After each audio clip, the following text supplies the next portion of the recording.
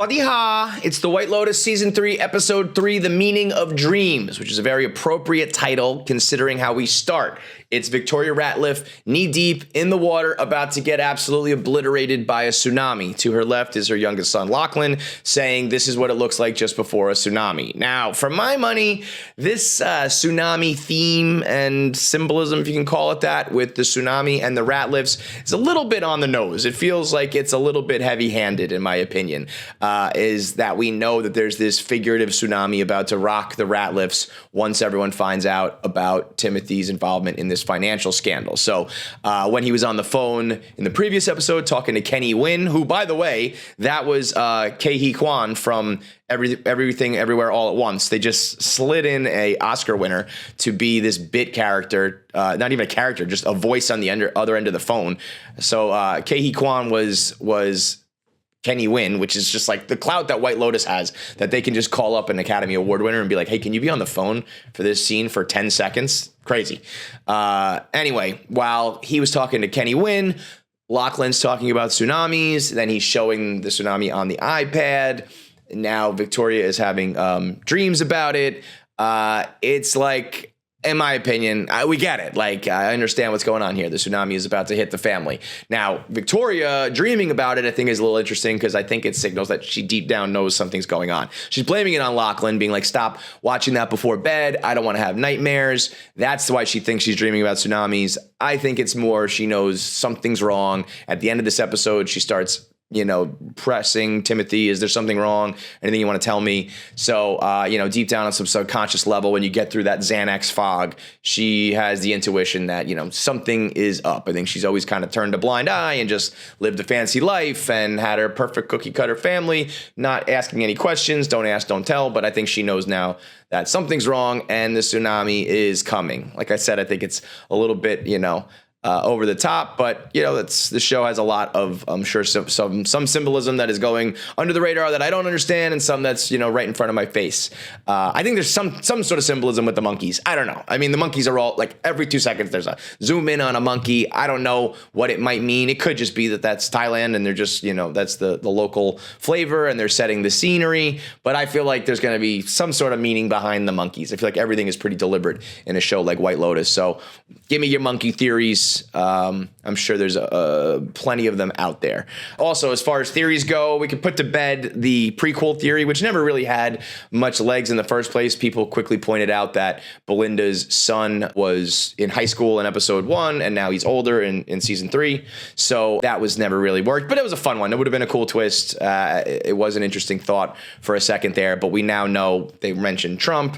Belinda finally brings up Tanya. We now know that this entire episode proved that everything happened after season 2 and after Tanya. So you can put that one to bed. As the episode moves on, Rick makes his move on Sritala. He pretends to be this Hollywood producer, saying that he wants to work with Sritala after her performance that was so amazing, and he's doing this so he can get her information, get her card, follow her to Bangkok, and find Jim Hollinger, preying upon Sritala and her clear desire to still be a star. She's performing for the guests. She loves the attention. She's talking to Jacqueline. I was famous once. Rick is very observant, definitely picks up on this and then uses it kind of against her to get in. Fabian is sitting right there. Fabian's like, I think of Sritala as Selena Meyer and Fabian is Gary, just like her little lackey who's always right next to her, like whispering in her ear, trying to be like the golden boy who, the head woman loves, but she just kind of is like, get out of here. You don't even know how to say my name right. He's stressing over her the whole episode. So Fabian is Gary, but Rick right in front of him is just making his move so that he can get closer to Jim Hollinger, who we know is in Bangkok. So he's going to follow Sritala over there and try to whatever his plan is with Jim. Now, the internet's heavy theory is that Jim is Rick's father from another marriage. Now, we know that Jim's mother overdosed and his father was murdered. And I guess the idea is that father was not murdered and his real father is Jim, or something along those lines involving the paternity between Rick and Jim. That seems to be what the internet has agreed upon, is that it's something to do with that. So we will see where that goes. For my money, Rick is still the most interesting character on the show. We'll get into him in a little bit because his therapy session and the snake show I thought was a great moment in this episode. But I think Rick is the deepest character in that. He's kind of this scumbag, and he's so shitty, and he's so selfish, and he treats his girl like garbage. But at the end of the day, it's all coming from a place of pain, and that they kind of lay on thick as well with the snakes. We'll talk about that in a minute. But for my money, Walton Goggins is my favorite part of this show. I also love that he hates this therapy, but he always ends up going. Every time she keeps booking it for him. And who does? Chelsea. I get Chelsea and Chloe mixed up. Chelsea keeps booking him these therapy sessions, and he's like, I don't want to fucking do this. But lo and behold, he keeps on sitting down with Amrita, and he really starts to actually make some breakthroughs. So whether or not he realizes it or wants it, the White Lotus and their treatment and the therapy and Chelsea are helping him, feel emotions and knock down walls and whatnot. They kind of have a fight when he's like, I'm going to go to Bangkok. And she's like, what am I supposed to do? And he's like, go find another dude, which I think is interesting. She's like, we're soulmates. He's like, we can't possibly be soulmates. You're an Aries. I'm a Virgo, whatever it is. He doesn't seem to really care. By his words, he does not seem to care about Chelsea. He's like, go ahead, go find another guy to sponge off of. And she just kind of keeps smiling and laughing with her big old teeth saying, no, I love you.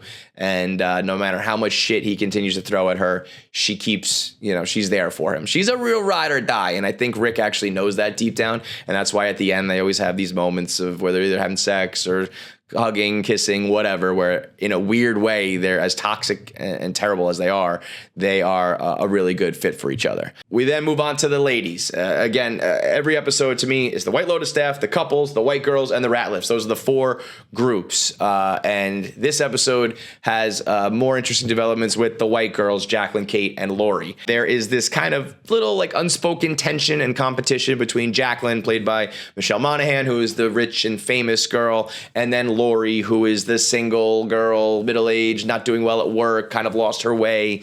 And they are kind of competing, Michelle wants to be the young and hot one, and when Lori starts getting compliments from this guy Valentine, she gets a little testy. And in this episode, they begin where they're both flirting with Valentine.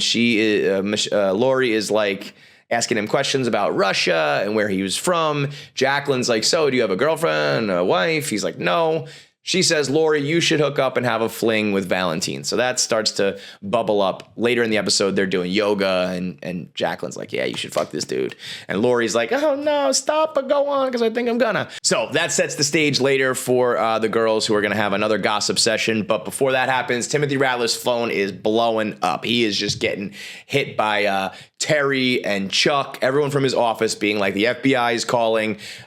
His lawyer's like, don't say anything. It's about to go down. He is really on the verge of absolutely being fucked.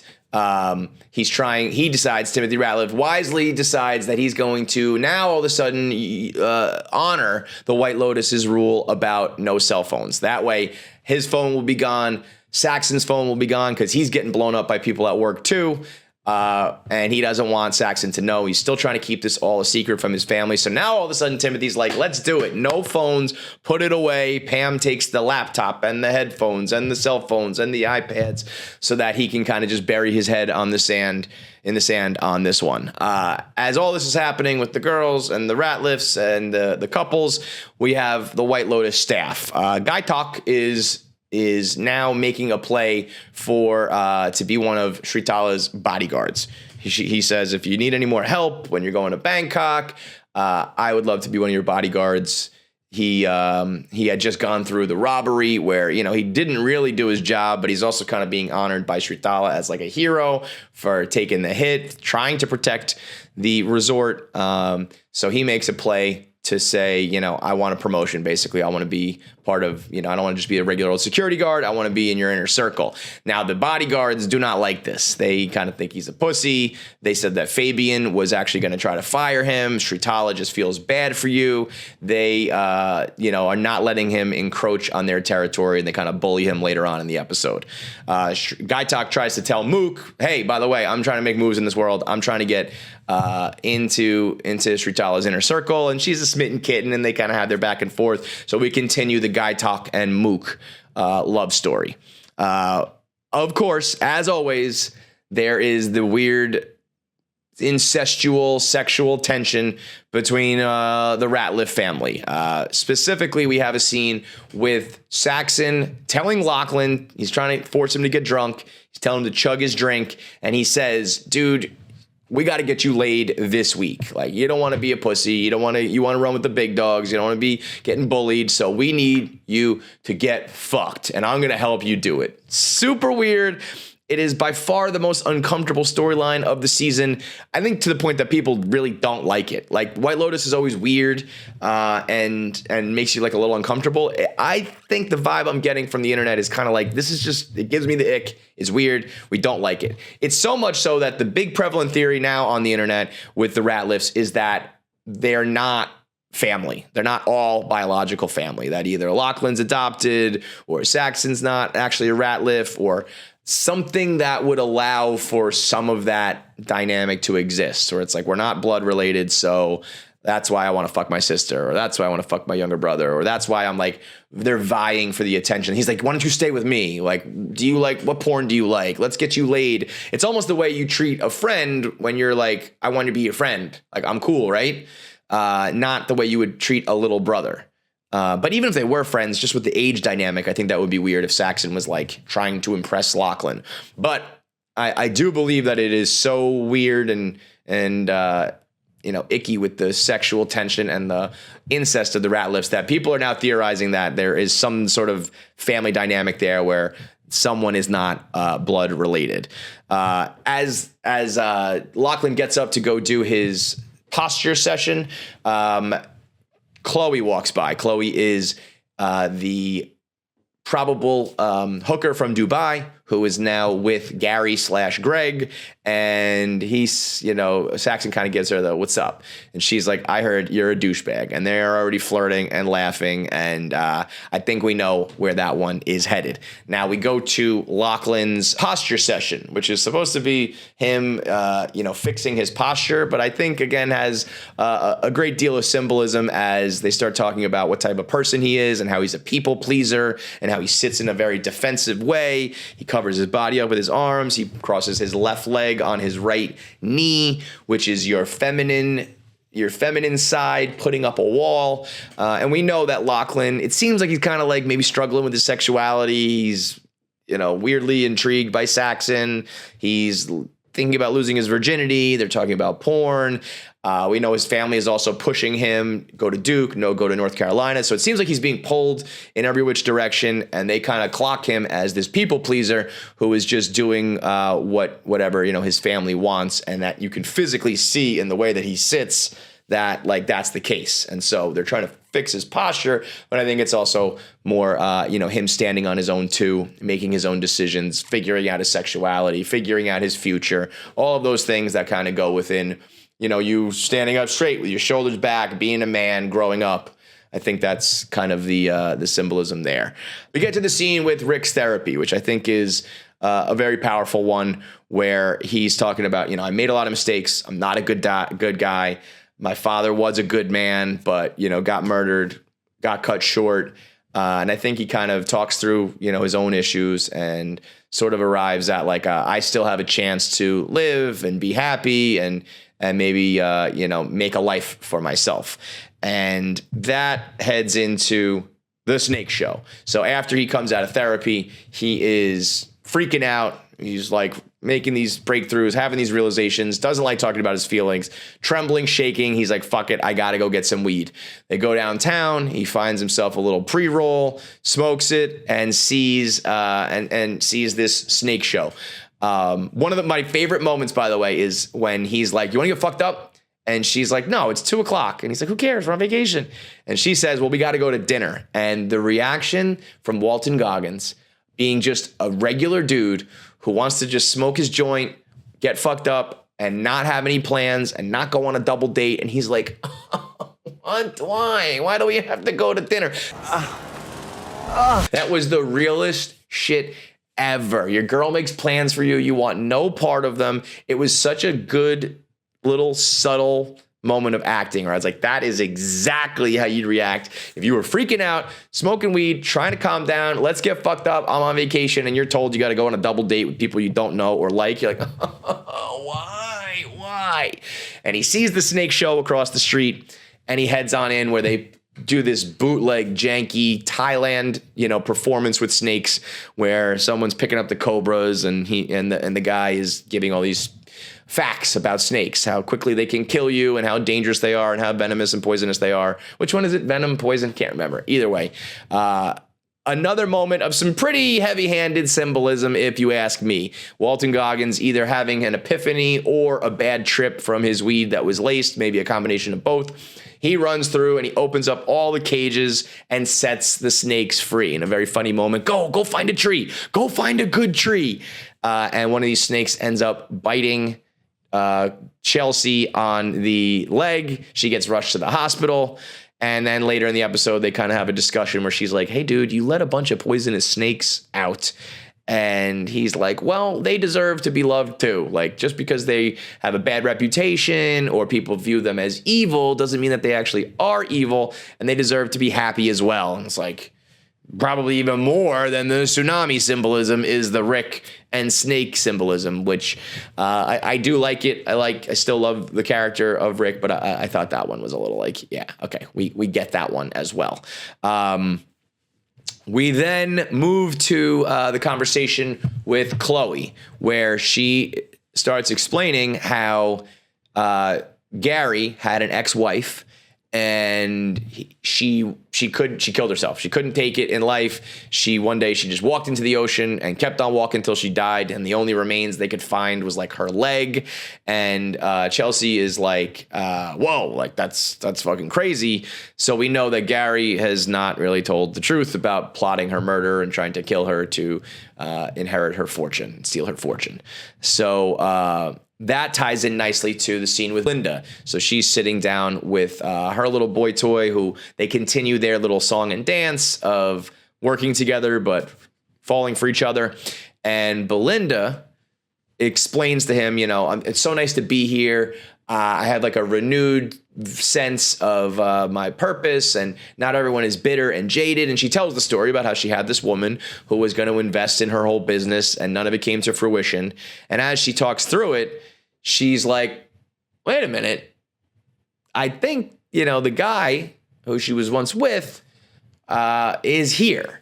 And she goes up to their table and confronts him, being like, do I know you from the White Lotus in Maui?